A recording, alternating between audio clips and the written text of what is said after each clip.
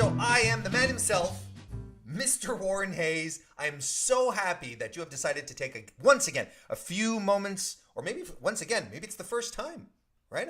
I shouldn't assume that everyone is already a regular viewer. Maybe we do have, and I do want new people coming in. So basically what I'm trying to say, thank you very much.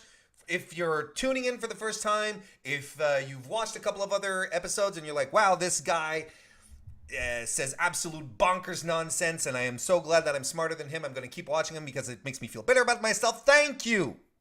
Thank you for being there. We are going to be doing another edition of our wonderful, wonderful Raw and SmackDown reviews. And for the week of June 11. And I double checked my dates this time to make sure that I didn't mess up like I did last week.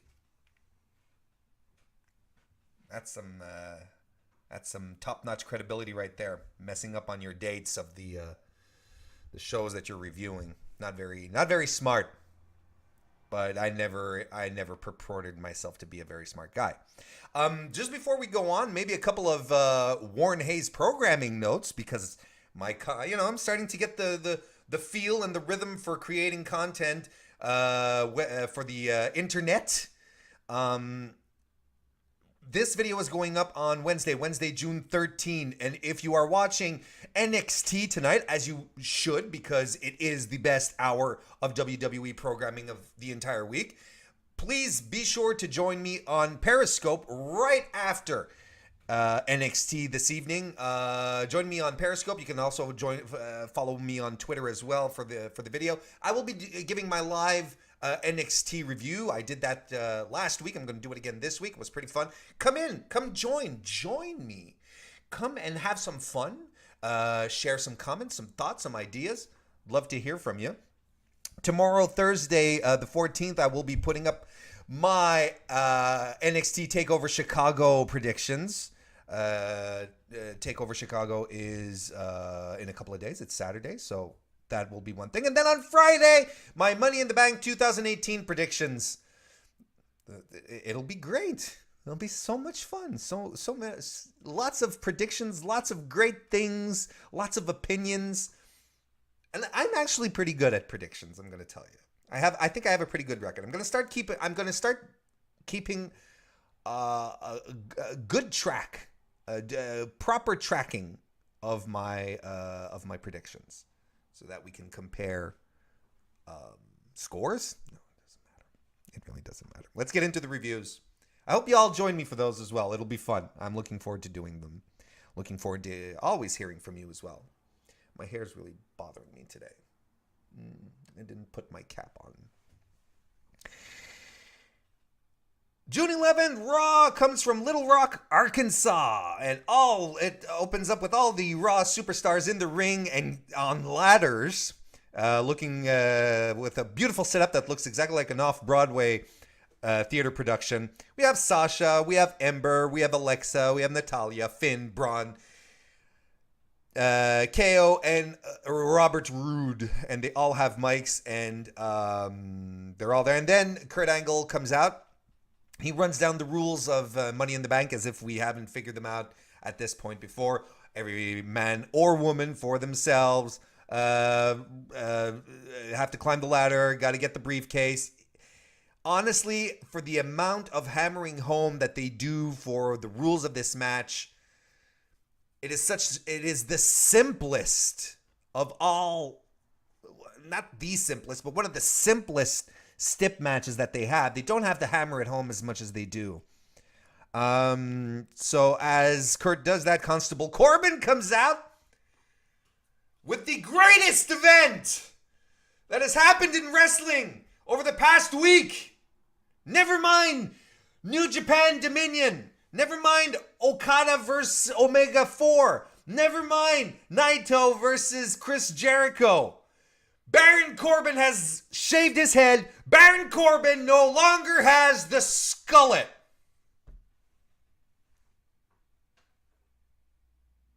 So, Bald Corbin comes out. It was,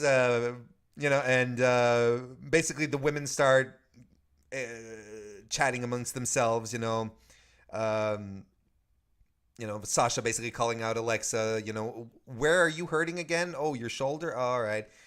Um, and Kevin Owens was wonderful in this segment, wondering if the briefcase will get raised higher if Braun Strowman starts climbing the ladder because he has such an advantage. Nice throwback to the Mixed Match Challenges where Alexa picks Braun, her Mixed Match Challenge partner, as the winner of the men's. Sasha picks Finn picks Sasha, and then everybody starts squabbling. And that's where it gets a little tedious. There's a lot of people who didn't like this segment. I thought it was fine. I thought it was okay. We've seen so much worse. It wasn't great. It was serviceable. It was fine. It wasn't as bad as people were making it out to be, if you ask me. Then we head to commercial. When we come back, we have the Fatal 4-Way match between the Money in the Bank, the women's Money in the Bank competitors, Sasha Banks, Natalya, Member Moon, and Alexa Bliss. Alexa's the only one who gets her entrance. Hint, hint. This was a good match. I really like this match. Alexa starts attacking all three women, tosses Natalya out of the ring. Ember Moon also catches Alexa at some point. Catches Alexa, who's doing a crossbody press. I don't quite remember. But she catches her and fall-away slams her. She's strong. Not necessarily something you associate with Ember Moon, but that took a lot of strength. Huge discus clothesline on Ember by Natalya. And Natalya's discus clothesline she lands it. It's really good. Sasha does a dive out of the ring. Ember Moon hits a huge dive on Sasha to the outside, and Sasha, both of them actually, just ram right into the barricade. That was rough, but awesome. The awesome kind of rough. Not the kind of rough where you're like, oh, this lacks polish. No. This was just brutal. Alexa works Natalya's hurt knee. That was part of the story that they were telling. Sasha builds momentum. She does a double flying knees off to the face of Alexa. Step up in Zaguri by Ember Moon. Anyway, I don't think I'll go through everything here. Ember hits a top rope spinning suplex, which was pretty cool. Ember Moon's been stealing the show over the past couple of weeks. Ever since she started on Main, she's been an attraction. Like, really, really fun to watch. She's always been fun to watch, but being put in the ring into these situations, and she's so new, but wow. Like, she's really been putting on a great show. Double top suplex. There's three of the ladies are setting up for a top rope suplex, and it's reversed by Natalya, who comes behind them and does a double power bomb. I'm gonna get back to this a little later. I'm gonna save it for later. Alexa Bliss hits Twisted Bliss on Sasha, but Sasha lifts her knees. She does a backstabber into the bank statement, but Natalya comes in to break it up. That's it. That's proper English. Natalya is really selling the knee at this point. And yeah. I don't want to dwell on the past. I'll keep going. No, I still think it's silly, all these knee tweaking angles. Which, by the way, WWE didn't tape up the proper knee. It was Natalya's other knee. So I don't know if this was an accident or if they're actually building to something where Natalya is faking the injury. I don't know. Natalya puts the sharpshooter on Banks. It's broken up by Ember Moon, who hits the Eclipse on Natalya. Alexa immediately breaks up the pin in a bit of a messy sequence where sort of gets pushed to the outside by Ember, but Ember follows through. Anyway, the match ends with Natalya putting the sharpshooter on Bliss, who taps. Natalya wins the Fatal 4-Way, probably sealing her fate at Money in the Bank, but maybe not either. I don't know. It's interesting to note that in this match, there was only one heel, which was Alexa. And it's interesting, just to note. This was a good match. It was a good match. It was a fun women's match, and everyone really worked well. You know, when you put four really talented ladies who can go in the ring and there aren't any slouches, and I'm not naming names right now, but no one that you feel doesn't deserve the spot or has to be carried a little more. Man, this is the kind of depth that the women's division on Raw has in the WWE, to be honest, but specifically Raw in this circumstance. These four can really go. And Alexa is improving all the time. And when she works with great people like Natalya, like Sasha, like Ember, I mean, she's able to pull out gold. She's only going to keep improving. That's the thing with Alexa, which is really cool. They really should have started Raw with this match. They just no promos, just hit the entrances, start with the match. That would have started really, really stronger than with the ladder sequence at first. We go backstage where Kevin Owens, who raided the craft services table, comes in with a bowl of olives because he wants to offer Finn an olive branch, but this is all he could actually find. He says, Finn, you like this healthy gluten-free crap?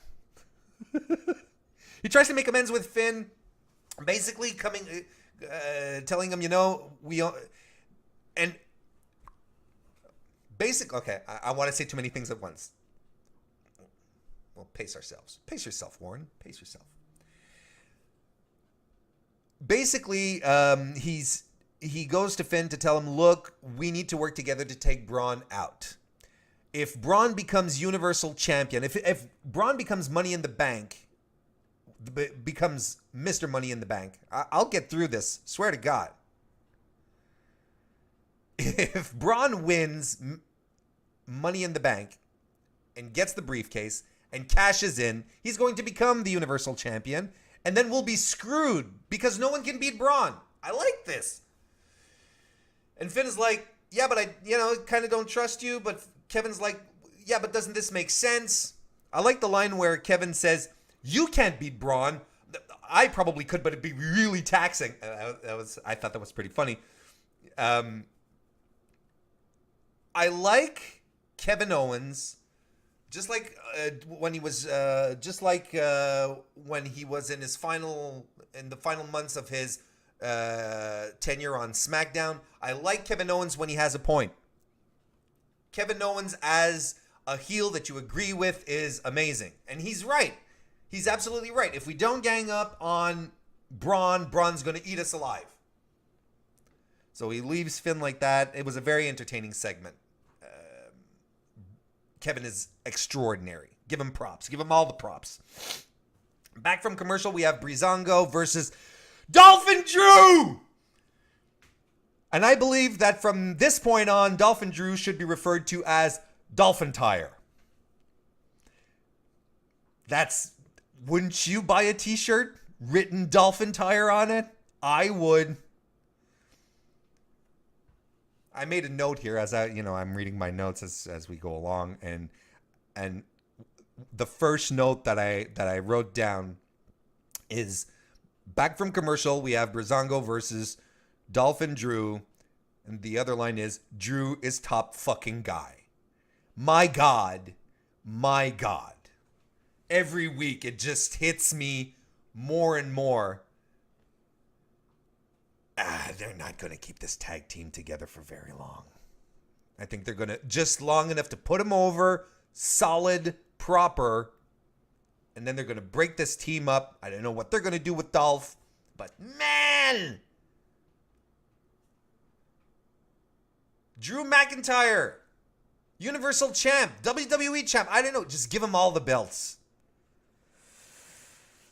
Drew smacks the hell out of Breeze. And you know what? Dolph really seems to be enjoying himself. Like, he really is enjoying himself.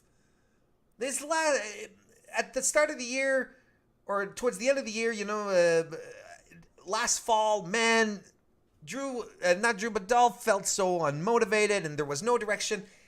Man, he is sinking his teeth into this partnership with Dolph. It's so good.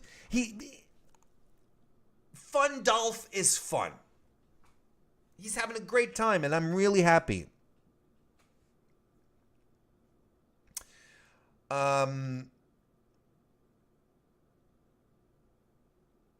Dolph starts jawing at Breeze, but Breeze kicks him in the head, which is just about the total amount of offense that Breezango get into this. The biggest amount of offense, I think.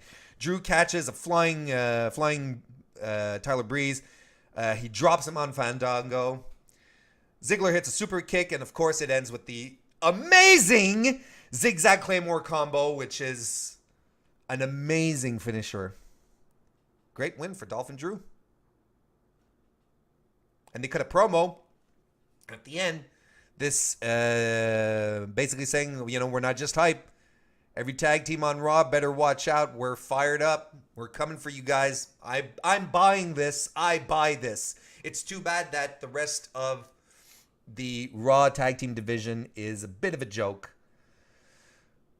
I'm completely buying this. We go backstage with Roman Reigns. Roman Reigns, who does a completely uninspired, unmotivated, boring promo. At some point, he said, because he keeps saying that the Universal Championship is rightfully his, no one buys it. No one buys it. At some point, he says, I don't have to listen, because basically he's being asked, right? You've accepted Jinder Mahal's challenge on social media. What do you have to say? I don't have to listen to anything Jinder has to say. But you listen to what Jinder has to say because you accepted his challenge. We come back from commercial, and Jinder's in the. Jinder cuts a promo. He says he sees what we cannot. That Roman is suffering, and he cannot keep up with Jinder Mahal. Roman interrupts the promo. This is all in ring, by the way. Roman interrupts the promo, and we're getting this match. Jinder takes the mic again. And says Roman's failures are starting to cloud his judgment. And Jinder starts teasing that.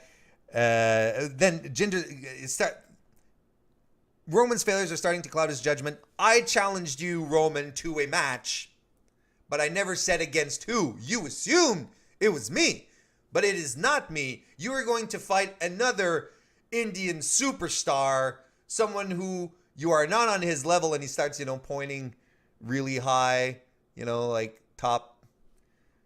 Starts basically teasing the great Khali, but it's not the great Khali. It is the great Sunil Singh. I like the tease. That was funny. And of course, it's not much of a match. Basically a squash for Roman. But Jinder attacks him from behind for good measure at the end of the match. It was basically a squash. A lot of people who got aggravated that we're not getting an advertised match. But come on, people. Come on. Let's be real. If any of you bought into the fact that they were giving a pay-per-view match before the pay-per-view, you've been watching wrestling for about a week. There was nothing to be mad about. This was a setup. This was a swerve. And if you didn't buy into the swerve, that's on you.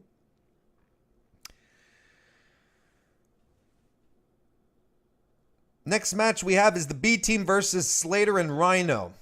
Oh, by the way, I'm still buying the feud. I'm okay with I'm still okay with the Jinder and Roman feud. I'm not necessarily looking forward to the match, but I liked how they handled this feud. All right, so the B Team versus Slater and Rhino. I like the Rhino made this T-shirt that Heath Slater is wearing. It's a win by the B Team. Again, not much of a match. Pretty much, again, another squash to continue the streak, the winning streak for the B team. Bray and Matt pop up for a congratulations on screen, and then they teleport to the top of the ramp. "You are obsolete mules," says Matt Hardy. "And you are Sorokin. You are surrounded. You are Sorokin." Isn't Sorokin like a Japanese cocktail? I'll have a Sorokin, please. It's not. It's not. "You are surrounded by the Woken by fireflies." Bleep blop bloop. Not super interesting. I hope they get this feud out of the way and do something interesting with Matt and Bray. A lot of people are saying, what would be great would be to send the B team to the Hardy compound. And I have to agree with these assessments. I think the B team is just goofy and silly enough to work really well into this environment. But we need more Harvey. We need more Hardy compound. Jeff Harvey. That was a reference. I didn't actually screw up. That was a reference to that Jeff Hardy bot thing. All right. Back from commercial, and our friend Elias is in the ring. Another great promo, another great segment by Elias. He strums a bit his guitar. He wants us to remember this performance because these are his final moments before he becomes the Intercontinental Champion. And then he goes through, then he wants to actually do his song. So then he asks everyone to silence their cell phones, hold your applause, and then of course everyone starts applauding, and that was nice touch, audience. Then he gets mad, shut your mouth. And then he sings a song about Seth Rollins, and he actually pulls off his song uninterrupted. He actually went through, and I believe this is the first time that Elias actually performs a full song. Someone would have to check on that, but June 11th, history is made. It was a good song. I liked it. He's the architect, singing about Seth. He's the architect, but he tells us to burn it down. Make up your damn mind, Seth. These are the worst nicknames around. It was good. It was really, really good. He says his guitar, he has another guitar with him. He says it's a custom acoustic electric Fender. It's beautiful airbrush work with the IC title airbrushed on there as well. And he says that it's a gift by John Mayer. And everyone has talked about it. About Coach calling John Mayer a hip-hop artist. I don't know if it's a work or not, but man, that's stupid. I'm just going to leave it at that. I think everyone has said what has to be said about that. It was just silly.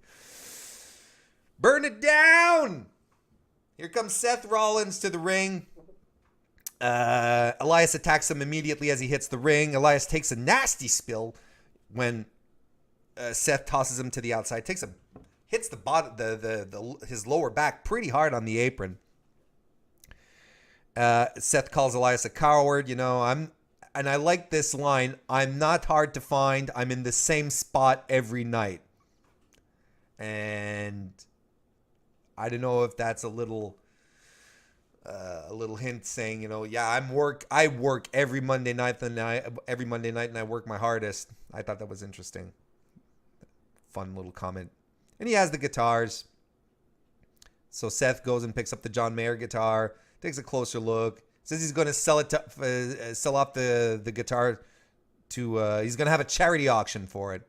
That doesn't happen. And instead he decides to stomp the hell out of the guitar. Babyface Seth Rollins does not approve of charity. That's what I take away from this. It was, Elias's bit was really good. And Seth's bit was really good too. I just thought it went a little long. before actually stomping through it. It was a little too long. It was too much build up to it. It could have shortened it just by a couple of minutes and would have been much more efficient. There was just a little too much build up, and then it becomes kind of silly that Elias just waits on the outside and doesn't do anything and lets his prized John Mayer guitar get smashed to hell. It didn't work for me. Backstage, we're with Robert Roode and KO, and again trying to negotiate with Bobby Roode to triple team Braun. We can work together or you'll end up like that ladder last week, is what KO told Bobby. Bobby is left to contemplate the offer. Next match is Bayley versus Ruby Riott.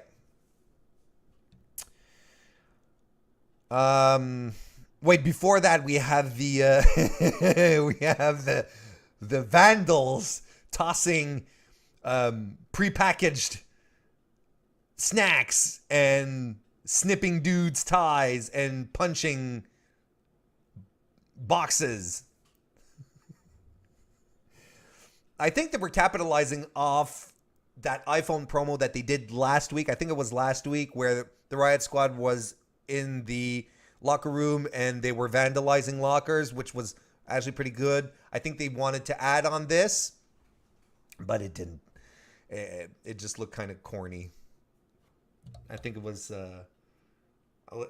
Sean Ross Sapp on his podcast said that it was it reminded him of 80s, 90s punk bad guys, come in and just start flipping shit around. That was pretty much it. I thought it was kind of silly. But that leads us into our match with Bayley. We're back from commercial, and Riott makes her way down to the ring. And Riott is on the offensive. Bayley's aggressive early on. Bayley botches a bottom rope move on the outside. I think she was going for a bottom rope drop kick and completely botches it. Bayley is selling a rib injury, goes to the top rope, misses. She did an elbow off the top rope, and I'm confused at Bayley's stories. The stories that she's telling in the ring. Bayley is not an idiot, but they're portraying her as an idiot in the ring. She starts selling a rib injury during the match, but then she goes up to the top rope and she does an elbow drop, landing on her injured side. She dives to the outside. She's a former women's champion. She's an NXT women's champion. Bayley shouldn't be doing stupid garbage like this. This was really, really some stupid shit that she was doing, and she just comes off as an idiot in the ring. And it's Bayley. I don't understand. Anyway, the Riot Squad distracts Bayley long enough for Ruby to hit the Riot kick, and that's all she wrote. I was surprised that Ruby got the win. I don't know. The mystery of Bayley's booking continues. If you ask me, it wasn't really a good match. It wasn't all that. It was short. Not quite sure what they were trying to do. And then at the end, maybe this is a new thing that the Riot Squad is going to be doing. They get some black lipstick and they write a great big R on Bayley's stomach. I don't know. Backstage, we have Ronda Rousey and Natalya. Natalya, who is Nia's friend, basically tells Ronda Rousey, beware of Nia. Don't take your eyes off Nia Jax. It's kind of weird. Back from commercial, Jonathan Coachman is in the ring for the Ronda Nia face-off. Ronda Rousey comes out, then Nia. Coach shuts up a question, and everything. He basically says, this good-natured rivalry has become tense. It hasn't become tense. There's no tension to this rivalry. I'm sorry to say. You may want to try and force it on us, but man, there's no real tension to this. Nia basically runs down what you can and cannot do. Basically runs down what you can do in WF in the WWE. WF.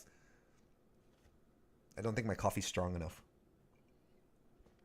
She basically says she runs down everything that you can do in WWF that you can't. WWE. Holy crap!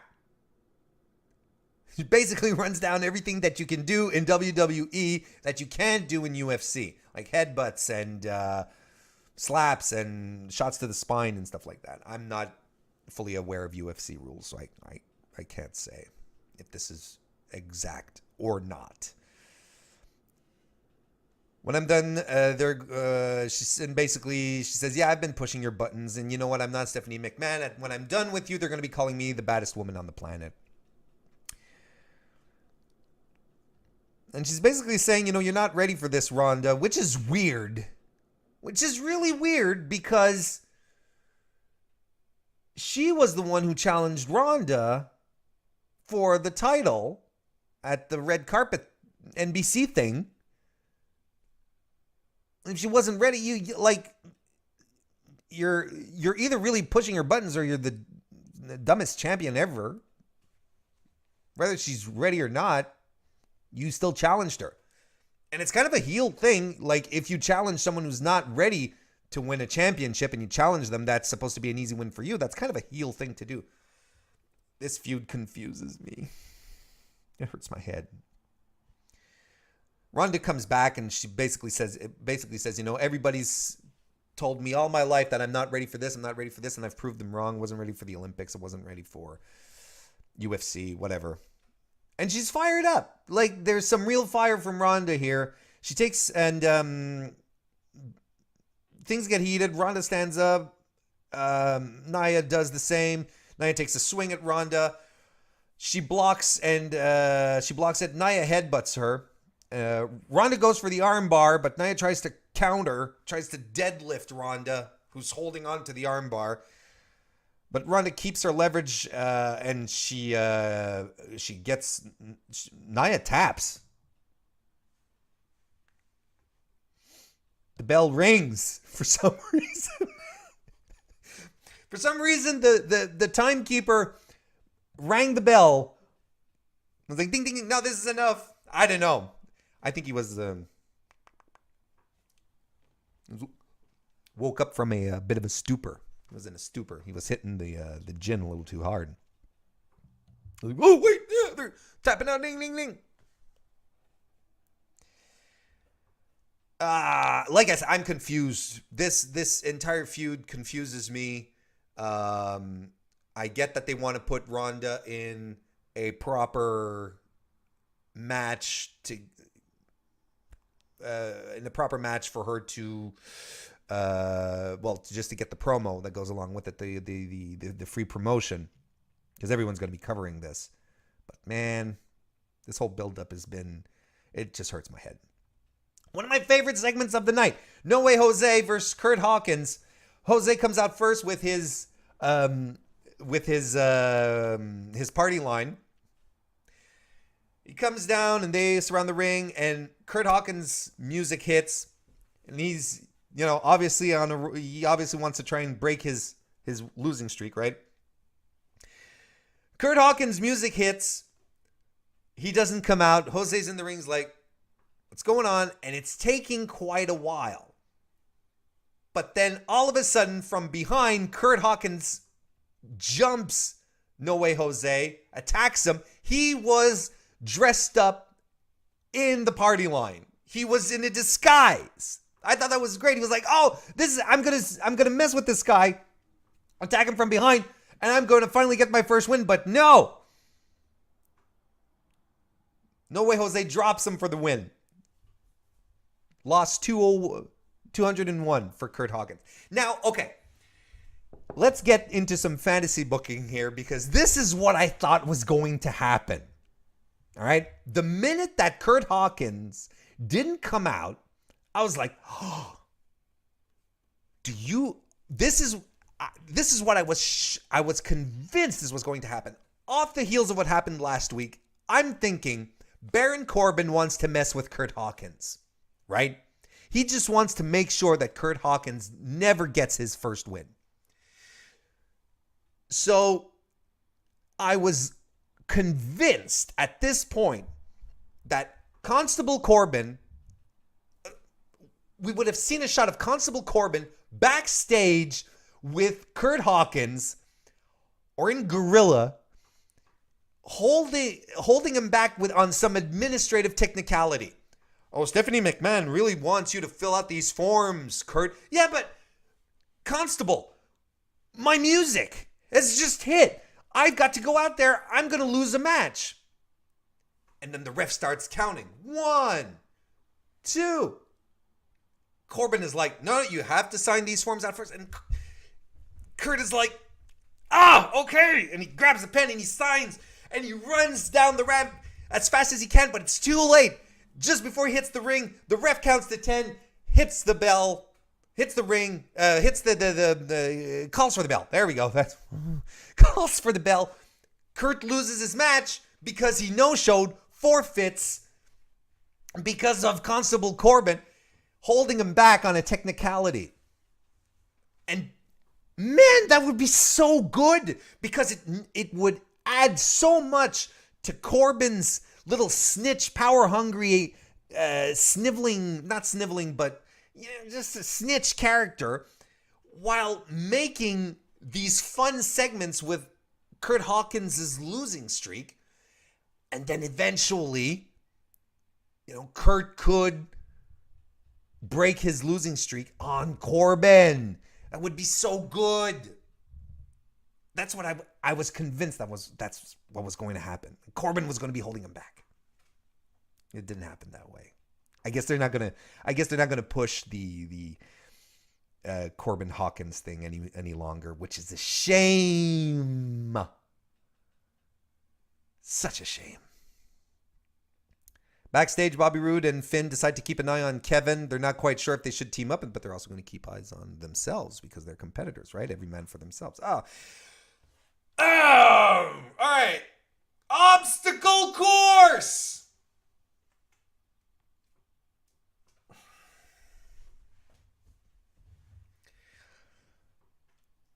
I cannot wait for this feud to be done. It's going to finish this Sunday. I hope so. I hope they don't push it any further. Poor Bobby Lashley. Poor Sami Zayn. That's all I have to say.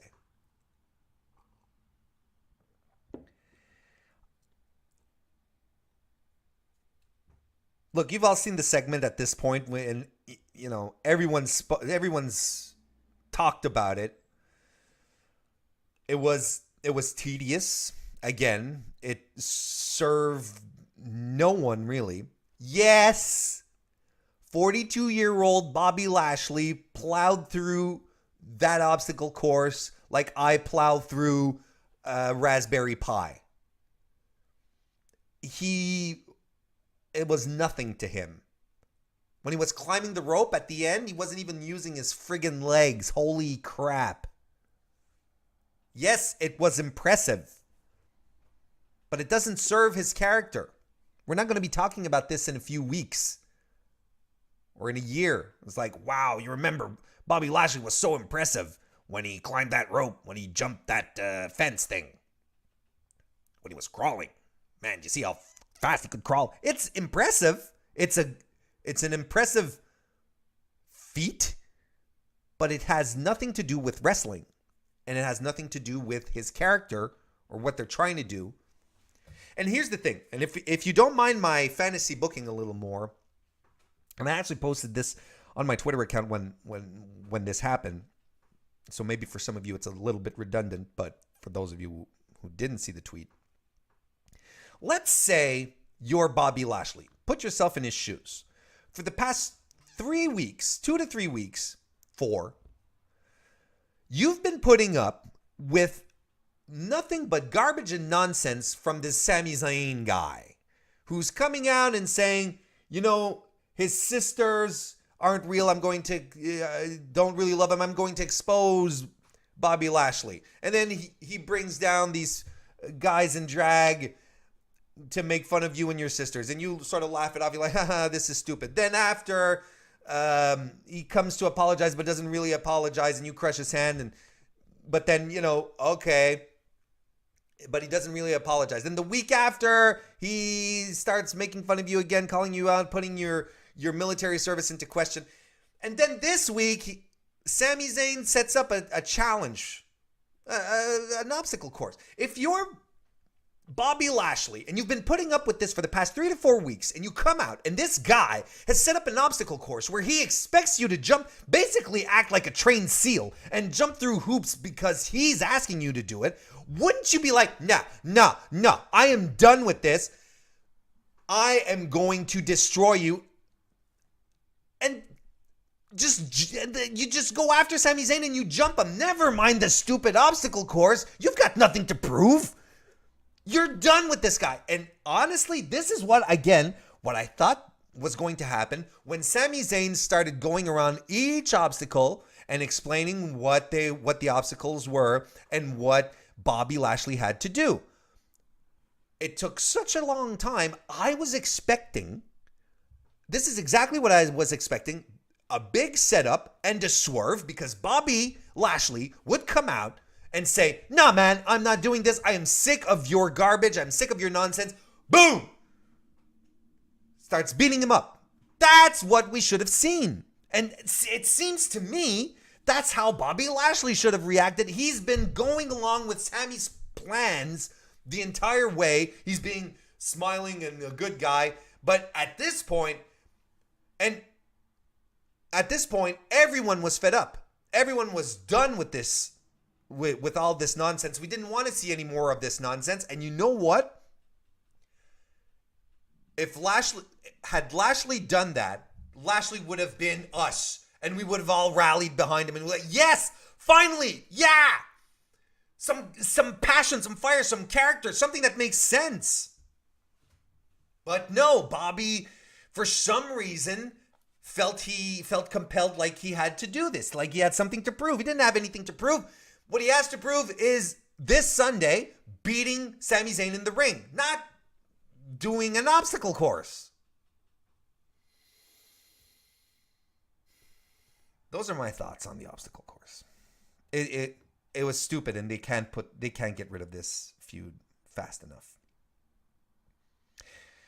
Hopefully that's what they do at Money in the Bank. Final match of the night is our fatal four-way between Finn Balor, Braun Strowman, Kevin Owens, and Robert Roode. Everyone teams up on Braun to begin with, right? But then Braun starts throwing everyone around. The three guys try to take him out.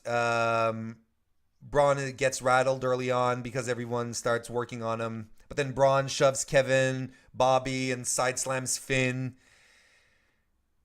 Kevin attacks Braun from behind at some point, but retreats because it didn't work out. That's pretty good. A Braun Strowman, Kevin Owens feud, like an actual feud that doesn't have Money in the Bank implications. It would, especially with Kevin having Stephanie McMahon's ear, there'd be a lot of gold in there. They'd work so well together. They actually do work well together. If they were given an actual program, I think we'd all win. Braun chases Kevin Owens up the ramp onto this top of the stage. Kevin begs him off, but Braun tosses him against the screen. Braun preps the announce table, but Finn and Roode attack Braun with a ladder. Owen gets his own ladder, and as Braun is laid out on the announce table, Kevin hits a frog splash from the top of the ladder onto Braun, who is on the announce table. That was a cool spot. Last week I was praising WWE for their consistency in Kevin Owens' character. we do remember at his Hell in a Cell match against Shane McMahon, he was afraid of jumping off the cell. Kevin hesitated, like, tried to do it but couldn't do it because it was too high.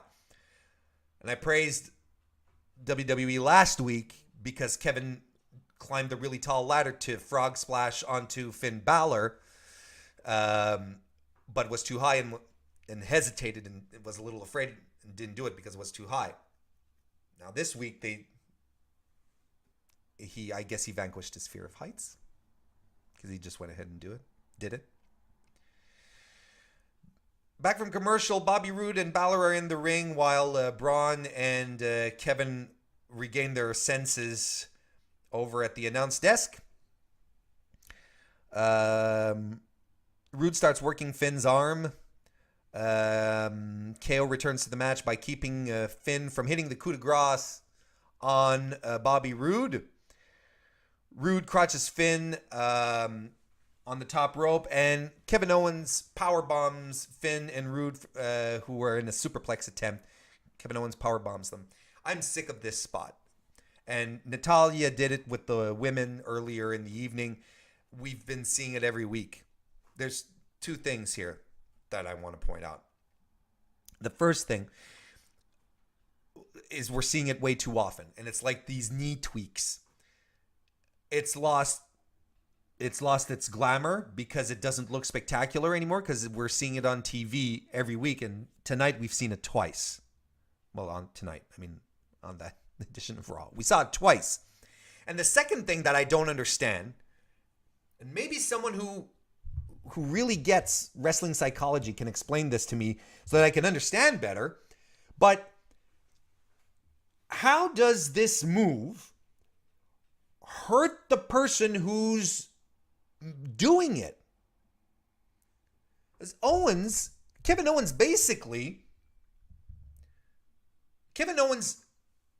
did the power bomb and then fell backward as if he was injured too. Like he had taken out everyone and he was like, it hurt me too. How does it hurt the person who's doing the power bomb? If he did a power bomb regular in the ring just like he just did, he wouldn't be bouncing around saying, I hurt him. I don't understand. Like, the move doesn't make sense and I'm sick of seeing it. I just can't do it anymore. And it's not that spectacular either. Well, not anymore. Probably because we've seen it too much. Because it's still pretty cool. Eventually, Braun comes back. He takes out Finn and Bobby. KO flees the ring into the audience. He trips, so Braun catches up with him and brings him back. Strowman does the shoulder blocks on all three guys who are outside the ring. KO sells it like a prince. KO is in the... now we're getting close to the end here. KO is in a running power bomb. Roode pulls him out of the position. Braun rushes both Roode and KO into the turnbuckle. Finn stomps Braun in the back. Braun tackles him. Roode and KO both work on Braun. And this is the only moment where Kevin Owens tries to sneak a win off of someone, where he tries to... He schoolboys Bobby Roode. Spinebuster on KO for his trouble. Finn takes out Roode. Finn takes out Roode, and he does the coup de grace on Braun. The audience is completely into this. They buy this. They're like, Finn is going to pin Braun Strowman, but no! Bobby Roode runs in and breaks it up. Roode murders Finn on the turnbuckle post. Man, that was a rough-looking spot. Hits the glorious DDT on Braun. Second finisher that Braun takes. Goes for the pin. KO breaks it up. KO goes for the frog splash on Strowman and hits it. This is finisher number 3 on Braun. But Strowman kicks out. No one breaks up the pin. He's eaten 3 finishers and he kicks the hell out. KO gets a ladder, strikes Braun to the ribs. But Braun, KO tries to go for it again. Goes for it 3 times on the third attempt. Braun catches the ladder. Choke slams KO. Sets up the ladder on the ground. Flat. Braun hits a running power slam. KO picks up KO and does a running power slam right on the ladder. Braun wins the match. This is a great story. The story that they had to tell here was, who the hell is going to beat Braun Strowman? Who's going to beat Braun Strowman? And everyone looked good. I found everyone looked good in the match. Great psychology. Great storytelling. And I think something that's not to be remiss here is that it sets up how Kevin Owens is going to approach the Money in the Bank ladder match. Because that was Raw. And you know what? As far as a go-home show goes, this was pretty good. I'm not a fan of go-home shows. I find most of the time they're super wonky, and it's as if creative doesn't want to try and do too much stuff because they're afraid that they might do something that they'll regret, or I don't know. Go-home shows are not my favorite. This was pretty good. This was a much better episode of Raw than last week. Again, a little uneven, but not as disastrous as last week's Raw. Have you heard of this show called SmackDown? Because that is also WWE, and that airs the very next night, June 12th, from Memphis, Tennessee. And the match starts off with the Money in the Bank Summit with the women. This had been booked last week. They're not on ladders, but all 4 competitors are in the ring. Paige is there as well. Charlotte, Naomi, Lana, Becky Lynch. Raw is bringing the best women, says Paige. So she had to bring the best women from SmackDown Live. She says, I don't care who wins, as long as it's one of you who brings it back. And the ladies are like, I don't know why they should give a fuck about bringing back the title. Not the title, but the briefcase for SmackDown Live. There's no stakes for the brands. There's no stakes. Had Paige say, if one of you ladies brings it back, I don't care which one, you get a $10,000 bonus. Oh, now we're talking. Now there's something going on, and a little extra reason for the girls to be a little at each other's throats, because they were very friendly, huggy, smoochy tonight. Because they were all on a team. Anyway. Now they start trading barbs with each other, some insults. Lana is guaranteeing that she's going to win. Lana forgot her accent again. Like she wasn't even trying. And I'm okay with this as long they just have to stop flip-flopping. They just have to stop flip-flopping. And it's weird that if they've decided to drop the accent, I don't know if this is a conscious decision. I don't know if they did, but if they did indeed decide for Lana to no longer have a Russian accent, it's really weird because they just put out a Happy Lana Day t-shirt with the colors of the Russian flag. It's really strange. I don't get it. Like my hair right now. This is getting worse and worse. Yeah, so basically Naomi, Charlotte, and Becky start running down their resume of who won what when. Becky Lynch says, I'm ready to go through anyone, even my best friend. That I liked. And then the Iconics come out, basically saying it would take a miracle for any of those 4 women to bring the Money in the Bank briefcase back to SmackDown Live because they're all so terrible and we're so good. They make fun of the competitors with some impersonations. They're really good at what they do. They're annoying. They get a lot of heat.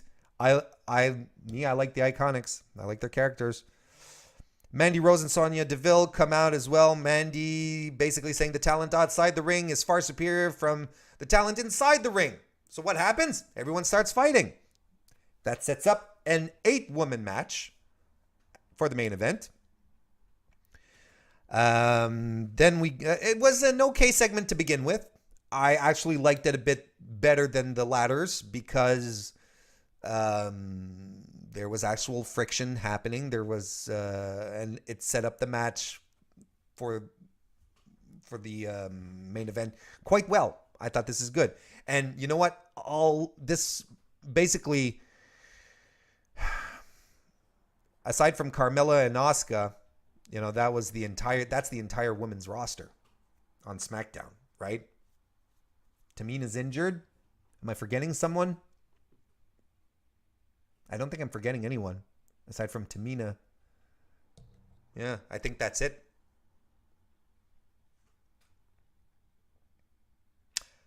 They show part of Daniel Bryan's Twitter promo from last week. They actually cut out the best parts. Just had him being angry in the camera, which is fine, which was still very good. But I found that the best part, that the build up to this, I felt it was integral. I think, just to motivate him into wanting to generate violence on Big Cass. It was good. And but we already knew that was good because we'd seen it on Twitter last week. Then we get Daniel Bryan versus Shelton Benjamin. Bryan comes out first. Sheldon then joins them. They go to the ground quite soon, very quickly. Bryan does some body manipulation, hammerlocks the knee. I don't know if it's a hammerlock exactly. Sheldon Benjamin hammerlocks the knee, Bryan's knee, and slams him onto the announce table outside. That was a pretty cool spot. Back from commercial, he has Daniel Bryan in a half crab. Tries a German suplex on Daniel Bryan, but he lands on his feet. Bryan hits a dragon screw on Sheldon. Yes kicks with his left injured leg. He works on Benjamin's leg as well, which I thought was really cool because they were both working a leg. I thought that was a nice touch. Probably had they had more time, this could have been deepened a little more, but it was still fun. Benjamin hits a running top rope knee on Bryan. Hits a superplex. Eventually, we get into the conclusion where Daniel Bryan tries for a yes lock on Sheldon, but Bryan can't hang on. It's reversed into a half crab again by Benjamin, but they break out. But Daniel Bryan breaks out and snaps into a heel lock for the win, for the tap out win. That was good. It was an okay TV match, and you can tell that if these guys were given proper showcase to shine, we'd be in for a treat. I really do. We go backstage to Asuka, who was waiting around a corner for Paige to walk by. Not quite sure what she was doing there. It seemed a little creepy. But she runs into Paige and basically says, "I want Carmella tonight." And Paige says, "Hey, listen, I'm not going to do that. I can't do that. We're not going to do it on Raw and give away our pay-per-view matches 1 week before." What are you, an idiot? Asuka, you an idiot? Asuka, that's exactly what Paige was saying. You an idiot? Asuka, some kind of moron? What are you doing there? Hiding in the dark, waiting for me to walk by. Are you some kind of stalker? Have you ever heard of a text message if you wanted to talk to me? You ever heard of a text message? Texting? Sorry about that. So basically Paige says, no, there's not going to be you're not going to get Carmella tonight, but I can put the both of you in the tag team match tonight with the other women. So it becomes a 10-women tag match, the biggest women's tag team match in the history of SmackDown Live. Then Paige runs into Miz, who's has a ref shirt on, because he's rehearsing for his role in Rough Ref. And Miz's delivery is so good here. He's so natural and it's funny. Great comedic timing on this. His delivery is perfect. It's really funny. Rough Ref. He actually walks through the synopsis of the movie. Gives a very awkward pitch because he's obviously making it up as he goes along. I thought it was great. I really thought it was really, really funny.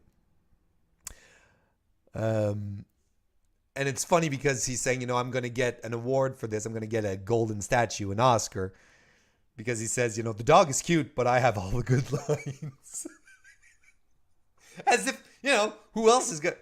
The dog is going to have... Of course, you get the good lines. The dog doesn't have any lines. So he gets set into the Rusev versus Samoa Joe match as the special referee.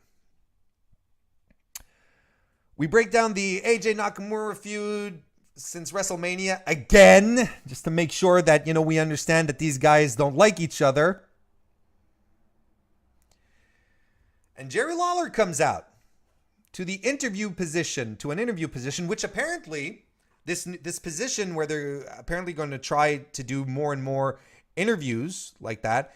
Apparently they're going to call this, I've seen this on the script for SmackDown. They're calling it the Okerlund position, which is pretty cool. And when you think about it, and then I was like, yeah, that's right. They do a lot of promos from that position, facing the Titantron back to the audience, interviewers there, calling it the Okerlund position. Classy. I like that. Good on WWE. That actually made me feel good. Like, wow, good. So that's the Okerlund position. Well, Jerry Lawler comes out to interview AJ Styles, puts over the fact that he once slapped Andy Kaufman. Sometimes you just can't get rid of the past, right? You always have to call back to it. AJ admits to losing his cool, and he's here to say he's sorry. He's sorry he didn't knock Nakamura's head off with his fist instead of just slapping him. It was a super short promo. AJ's promo, and thank goodness, because AJ's promos have been very, very... It's been a lot of nothing. And it's a shame. And I'm at a point where I want AJ to be in the chase. I don't want him to be the chased. I want him to chase. I think it might fire him up because his promo work recently has been not spectacular. Aside from last week, which I thought was really good. But the whole setup was really good. Good job on Lawler as well. Kept him short. No nonsense. No bad comedy. No one-liners. Well done. Well done all around. I got to fix my hair for a second. Just give me a quick sec. I'm looking at myself in my reference here. Oh, this is... there we go. It's a little better, I guess. Hi. This is what you want to screenshot right here.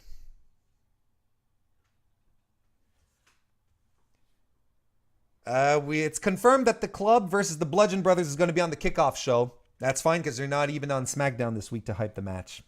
I'm telling you. It's time for Rusev versus Samoa Joe. Man,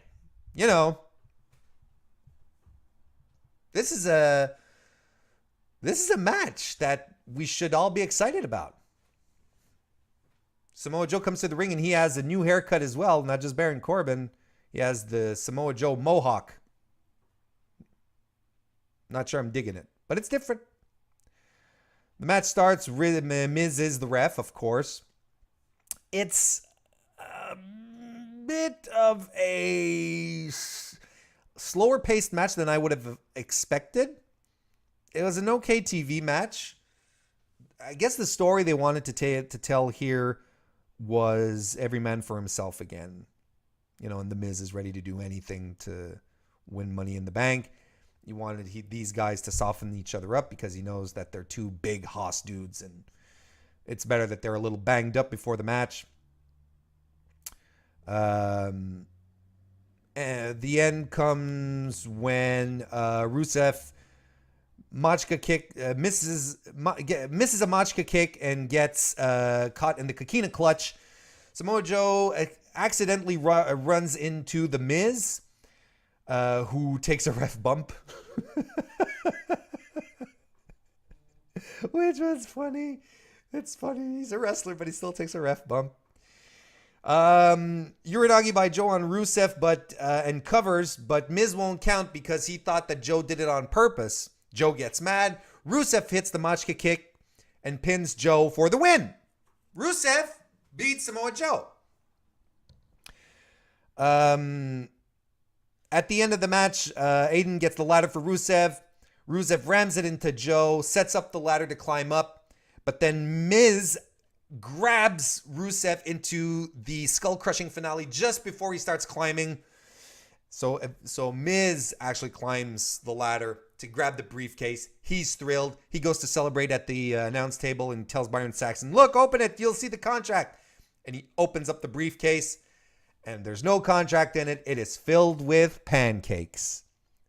Shot to the New Day in the back, who are laughing and giggling at their prank. They're super satisfied with that outcome. Miz is not happy, and he gets on his knees and he gives out this extra melodramatic "New Day! Damn you!" I thought that was good. Turns out there's a bunch of people who are very salty at the fact that Rusev pinned Samoa Joe. Why? I don't understand. A few months ago, actually this has been going on for a while, but people have been saying for months and months and months that Rusev is underused, that Rusev needs a push. Rusev Day gets over, right? Organically. Push Rusev. He's over. We want to see him. We want to see him win. Push Rusev. Make him credible. And then he starts getting pushed. He beats Daniel Bryan. No! Not Daniel Bryan. How could they make Daniel Bryan lose? What? And now we're getting the same thing. Push Rusev. Okay. He beats Samoa Joe in the ring. No! Samoa Joe can't lose. What? This is how you push someone. This is exactly how you do it. Otherwise, two top guys. Daniel Bryan is arguably the most over guy in the company. He's top babyface. He's one of the top guys on SmackDown. Rusev beats him. That's a push. Samoa Joe is likely top heel on SmackDown right now. And he's over. He beats him. That's a push. Why are you complaining that Rusev is getting a push? Oh, because he's getting a push over your favorites? Because he's getting a push over guys that you think that shouldn't be losing? That's not how push it. You can't push everyone. You can't make one guy get these big wins if you're not going to if you're not going to let your big talent lose. Otherwise, what's a push for Rusev? All right, beat Randy Orton? Okay, maybe, sure. After that, Jeff Hardy? Maybe. But man, they're letting Rusev beat some of the biggest guys in the company who are getting actual pushes, who are over, and Rusev is beating them, and you're complaining? I don't get it. I do not get it. I don't understand why people are angry that Rusev is winning big matches. I don't get it. And as far as the match went, by the way, I thought it was iffy for me. It was okay, serviceable. Next match is Jeff Hardy versus Shinsuke Nakamura. The audience starts doing delete chants, and Jeff Hardy just goes right along.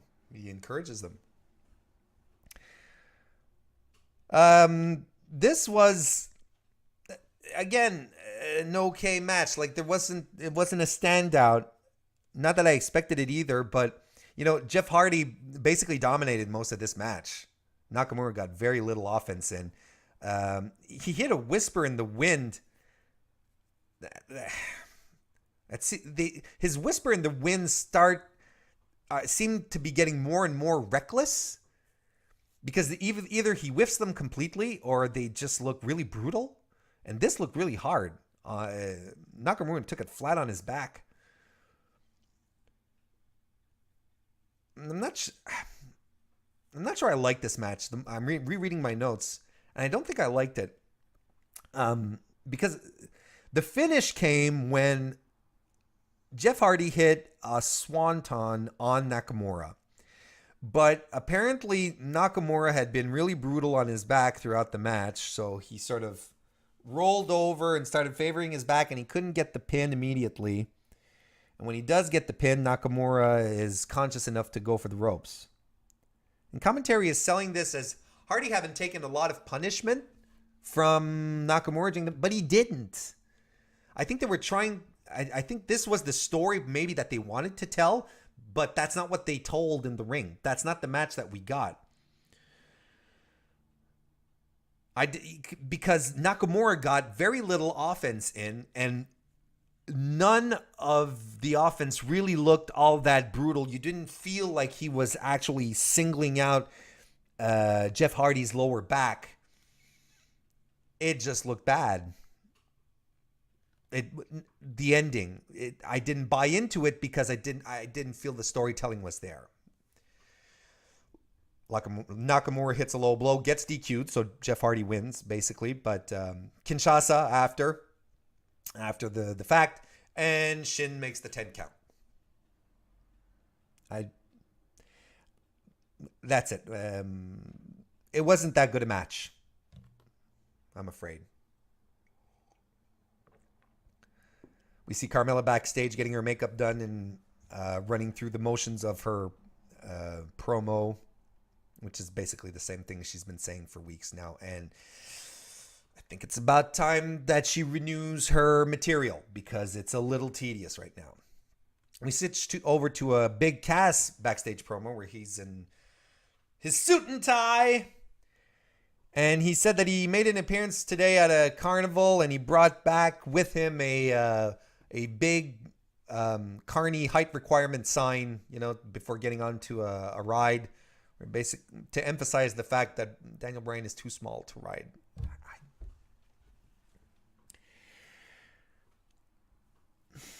The thing is you can't fault Big Cass's delivery here. He's more and more comfortable, and I like his promo work.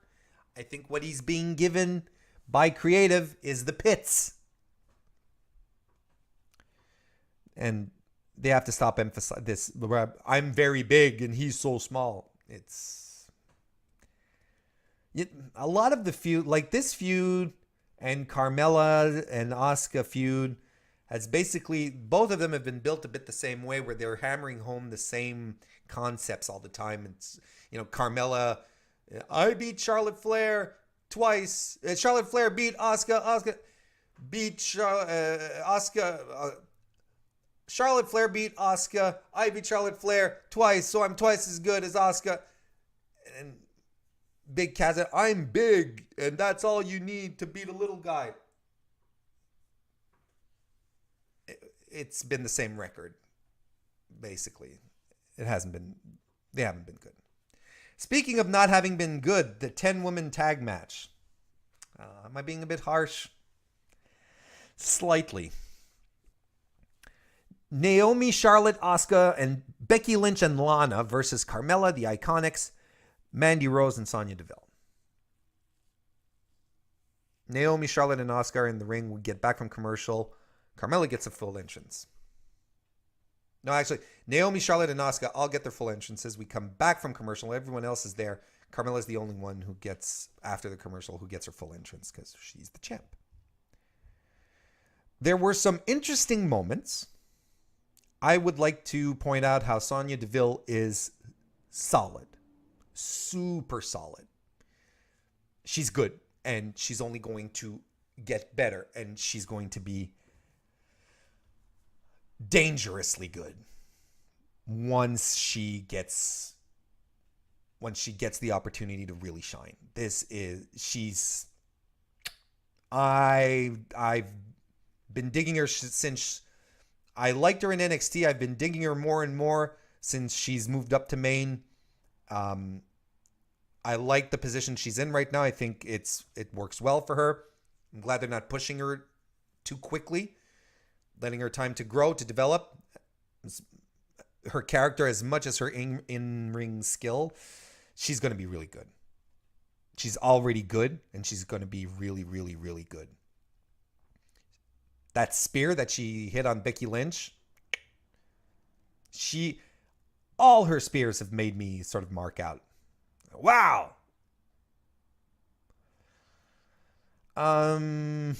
Yeah, what did we, some highlights? Charlotte goes for a moonsault on Peyton Royce at some point, but Peyton gets her knees up. Sonya Deville and Mandy Rose double team Charlotte, and they work really well here. When Asuka gets her hot tag, she comes into a big pop.